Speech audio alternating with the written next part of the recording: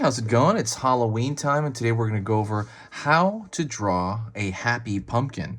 So it's going to be super simple and super easy and for beginners. So what I'm going to do is I'm going to go over, I'm going to be using this.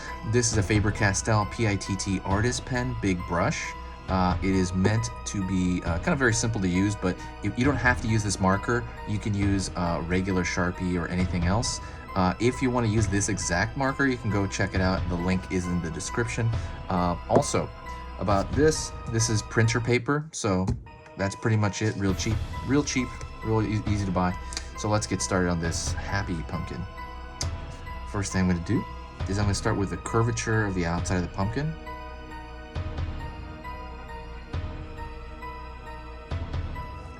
It's going to be on the left side. Gonna go over here to this side, and the reason I want to kind of do this is it mostly already it pretty much just kind of like makes sure I don't go right off the page. What I'm gonna do is I'm gonna go down here, and I'm gonna create a few like these bounce shapes right here, these kind of round, almost like you're drawing kind of like water, but it's the opposite side. And that's kind of represent the actual rivets inside the pumpkin. Before I continue, don't forget to subscribe. When you subscribe, it will make sure that you don't miss a video. But in reality, it'll probably give you like 25% of the posts I put up. But if you click that bell, it really will notify you when I put up a video. If you like drawing lessons, I put up 3 drawing lessons every single weekday. I might add in a little bit more. I might start doing it every day. I'm not sure yet. But right now I'm still doing it like every weekday. So yeah, check that out if you have time. I mean, if you find my stuff worth it, definitely please subscribe. It's free, and it's it's only value. All right, so now I'm going to do that, but the opposite side toward the top area.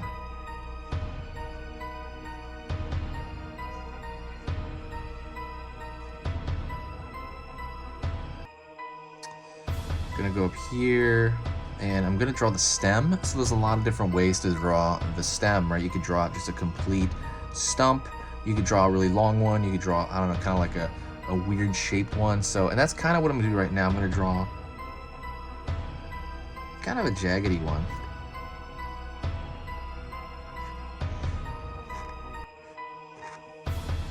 So that's kind of a design decision on my part. You can kind of do that as well. You don't have to do that. You can kind of just do like a square stump. But I just thought that was kind of cool to change it up. Next thing I'm going to do is I am going to go over here, and I'm going to draw a circle for the eye, but I'm not going to totally close it yet. I'm going to draw an upside down V shape. Circle for the eye. I'm going to draw upside down V shapes right there. And so before I do anything else, I'm going to actually shade in the eye right here. And while I'm doing that, so that's why it's so much easier to use a marker.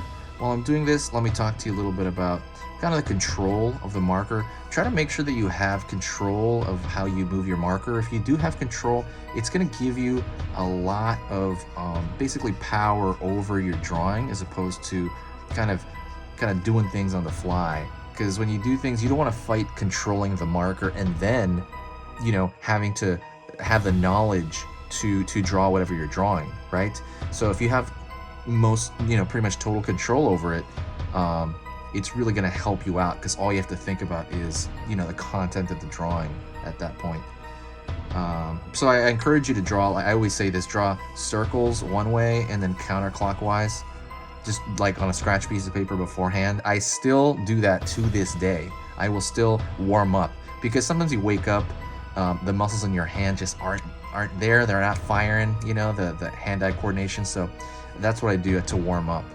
But yeah, just a thought. Hopefully you can do that, and I hope that helps you. I'm gonna go right here, and what I'm gonna do is I'm going to draw a triangle.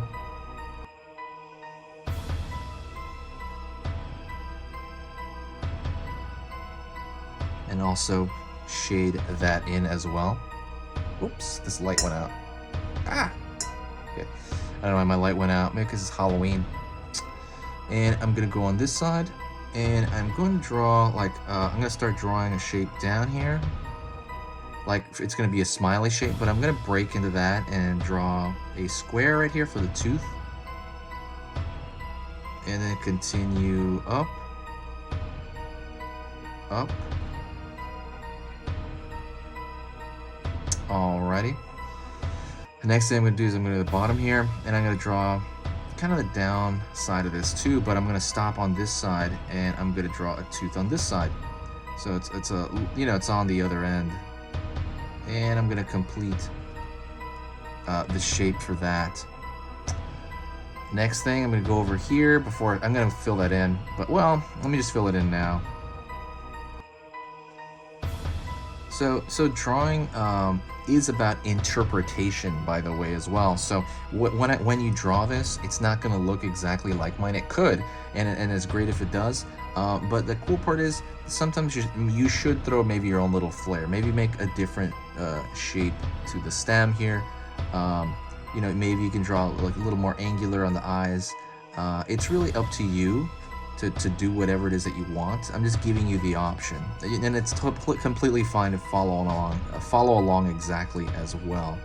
So just kind of keep in mind that artist is about interpretation, and that's kind of where creativity is kind of born, in that kind of environment. You do want to let your own creative mind go through it. So right now I'm going to draw a couple of different lines here.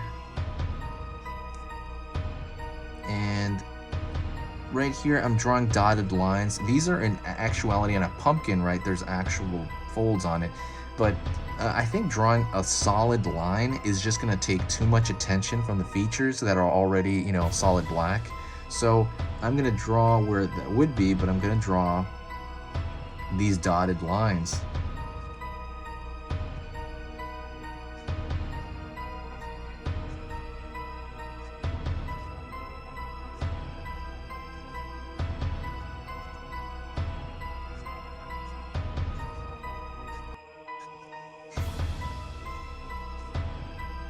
And I'm gonna go over here and draw it over here. And so what I'm doing is when I draw those dotted lines, it just kind of indicates kind of what's going on. Anyways, that is it. Thank you so much. I appreciate it. Thank you for watching, and do me a favor and share the video if you do like it. Sharing the video really gives the whole channel just a boost and cool energy, and there's a lot of people that come around, and if you got to this point, say hi, and I will definitely know that you watched it to this point, the whole thing. So thank you. I will talk to you later.